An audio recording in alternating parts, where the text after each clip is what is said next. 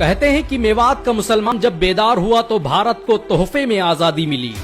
मेवात इस समय भले ही सांप्रदायिकता की चपेट में हो और उसे बदनाम करने की कोशिशें जोरों पर हों, लेकिन भारत की आजादी और उसकी अस्मिता के लिए यहाँ के मुसलमानों ने अपना सब कुछ कुर्बान कर दिया।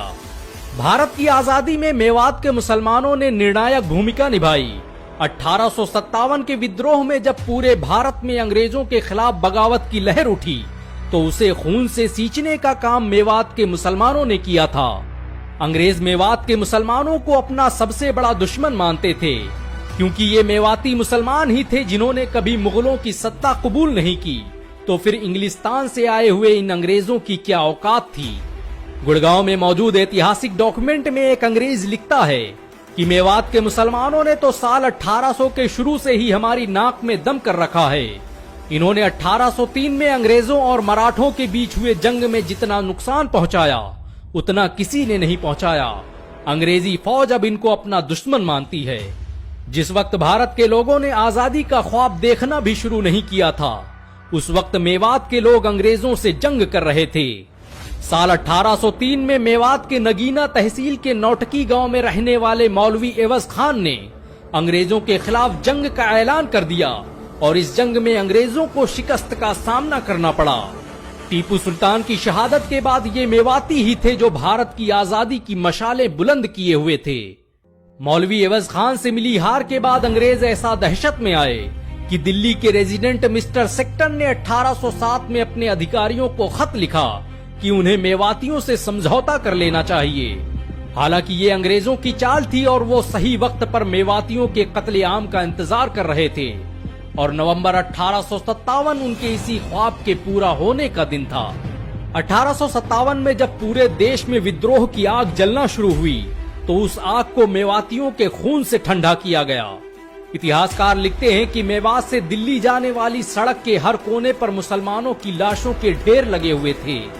अंग्रेजों ने मुसलमानों की संपत्तियों को लूटकर उनके घरों को खंडहरों में तब्दील कर दिया और विद्रोह के जुर्म में मेवात के 10,000 मुसलमान एक साथ कत्ल कर दिए गए। ये भारत के इतिहास में 1857 में होने वाली सबसे बड़ी घटना थी। मेवात के मुसलमानों का यही वो खून था जिसके रंग ने भारत में आजादी के आंदोलन को तेज कर दिया। यहाँ तक कि अंग्रेजों को इसका एहसास हो गया कि उन्होंने मेवात के 10,000 वीर सपूतों को कत्ल कर अपने ताबूत में आखिरी कील ठोक ली है। मेवातियों पर अंग्रेजों के जुल्म का ये आलम था कि भारत में सबसे ज्यादा टैक्स मेवात के लोगों पर लगाया गया। अंग्रेजों ने 1842 में मेवात क्षेत्र का राजस्व 11,14,000 रुपये तय किया, जो फसल उत्पादन के मुकाबले में काफी ज्यादा था और खुद लॉर्ड कनिंघम ने ये बात अपने मुंह से कबूल की थी।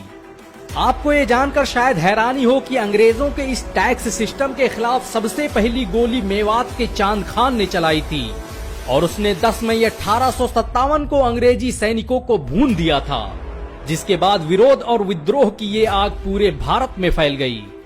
मेवात के लोगों ने 1857 में नूह, घासेड़ा, रायसीना, तावड़ू और खोरी में कई जंगें लड़ी, जिसका जिक्र आज भी गुड़गांव गजेटियर में देखा जा सकता है। विरोध की आवाज को दबाने के लिए अंग्रेजों ने 1858 में मेवात के इर्द गिर्द की सारी बस्तियां जला डाली और बहुत सी मस्जिदों को शहीद कर दिया। बात मुसलमानों की इज्जत पर आई और जब अंग्रेजों का जुल्म हद से ज्यादा बढ़ा तो मेवात के रायसीना में रहने वाले लॉर्ड खान ने गुड़गांव के तत्कालीन अंग्रेज कलेक्टर क्लिफोर्ड की हत्या कर दी। वही नूह जहां इस वक्त सांप्रदायिकता चरम पर है, उसी नूह में 1857 को एक मुसलमान सदरुद्दीन ने अंग्रेजों को ऐसी धूल चटाई कि अंग्रेजों ने नूह में पूरी सेना उतार दी, जिसके नतीजे में 52 मुसलमानों को हाथियों से बांधकर पेड़ पर लटकाकर फांसी दे दी गई। अंग्रेज मेवात पर कभी पूरी तरह से कब्जा नहीं कर पाए। मेवात ने ऐसे ऐसे जाबाज सिपाही और ऐसी ऐसी टेक्नोलॉजियों का आविष्कार किया जिसका सामना करना अंग्रेजों के बस की बात नहीं थी। 1857 में घासेड़ा में रहने वाले अली हसन मेवाती की बनाई तोप ने अंग्रेजों के छक्के छुड़ा दिए। अली हसन का ये क्रांतिकारी आविष्कार अंग्रेजों के लिए घातक साबित हो सकता था, इसलिए उन्होंने पूरे घासेड़ा को घेर कर अली हसन की हत्या कर दी। अंग्रेजों का political leader major W Eden जब अपनी फौज लेकर मेवात आया तो वो कहने लगा कि इसे जीतना तो नामुमकिन है। मेवात में 1857 के विद्रोह का नेतृत्व करने वाले नवाब अहमद मिर्जा खान और नवाबुद्दौला मुसलमान थे। इन दोनों की आंखों से ही मेवात के हिंदू और मुसलमान आजादी का ख्वाब देख रहे थे। इस पूरे विद्रोह का नेतृत्व उन्हीं मौलवियों के हाथ में था जिन्हें आज शक की निगाहों से देखा जाता है। जिस वक्त मेवात के मुसलमान भारत की आजादी के लिए जंग कर रहे थे, उसी वक्त मौलवी नूर अली, मौलवी मोहम्मद मुरीद, मौलाना अबुल हसन अफगानी, हजर खस्तीवाला और डॉक्टर नजर मोहम्मद बादशाहपुरी जैसे लोग मेवात आकर उनकी हौसला अफजाई कर रहे थे। मेवात ने भारत को बहुत से राजनेता और स्वतंत्रता सेनानी दिए। आजादी के महान नायक अब्दुल हई का जन्म मेवात के धुड़ावली गांव में ही हुआ था। उन्होंने महात्मा गांधी के साथ मिलकर आजादी के आंदोलन को पूरे भारत में फैलाने में निर्णायक भूमिका निभाई। 1947 में जब बंटवारे के वक्त मेवात में मुसलमानों का कत्लेआम किया जाने लगा, तो ये अब्दुल हई ही थे जिनके कहने पर गांधी जी मेवात आए और उन्होंने मुसलमानों को विस्थापित होने से रोका। जिन मुसलमानों ने भारत की आजादी के लिए अपना सब कुछ कुर्बान कर दिया, उन मुसलमानों के कत्लेआम को देखना गांधी के लिए किसी सदमे से कम नहीं था। उन्होंने 19 दिसंबर 1947 को मेवात आकर 5 लाख लोगों की भीड़ को मुखातिब करते हुए कहा कि तुम लोग इन मुसलमानों के साथ क्या कर रहे हो? तुमने साथ मिलकर भारत की आजादी की लड़ाई लड़ी और अब तुम धर्म की बुनियाद पर लोगों को कत्ल कर रहे हो, मस्जिदों और इबादत गाहों को तोड़ रहे हो। इस जंग को खत्म करो। और मुसलमानों, मैं तुमसे कहता हूं कि तुम्हारी हिफाजत की जिम्मेदारी अब सरकार की है।